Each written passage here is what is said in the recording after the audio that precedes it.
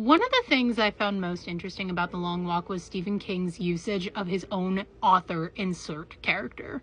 This is something that Stephen King does very often in his work. Prime example being Billy in It, to the point where he even has a full-on conversation with Billy in It Chapter 2 and discusses his own inability to write a satisfying climax in a lot of his stories. Richard in The Long Walk is another example of that. He is a scrawny, nerdy kid, which is what Stephen King often described himself as. He wants to be an author and write stories about what happened on the Long Walk, something that is very dark and tragic and traumatizing. I mean, the kid even wears Stephen King's thick-rimmed glasses. This is very clearly a self-insert. But despite being a self-insert, Richard dies very early in The Long Walk. It is so tragic and traumatizing when he does, because it's due to a situation that was completely out of his control. He broke his ankle when tripping over somebody else's dead body, and then continued to walk on it for hours until he unfortunately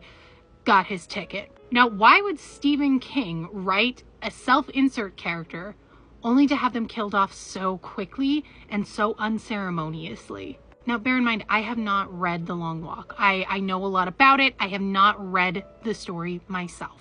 I am basing all of this off of what I am seeing in the film. But from what I do know of the source material, it was Stephen King's first story that he ever wrote. He wrote it in college, and a lot of it was him processing what was happening in the Vietnam War. Now, you would think that Stephen King would write a self-insert character that would either survive to the end or at least survive a lot longer than Richard does in the film. However, I think it's most powerful commentary that Stephen King writes this as though he does not think he would have survived the Vietnam War. Many of us imagine ourselves in some sort of apocalyptic situation in which somehow, some way, we will always survive. We will be the Katniss Everdeen that leads the revolution. But I think it is more chilling and more powerful to know that there's a very good chance that you would not survive, that you would be the victim of the system that does not value your life. Now, again, I haven't read the novel, so I don't know if Richard was a self-insert in the novel. However, Stephen King actually does have a history of being very, very hands-on with his work ever since The Shining, which he hated.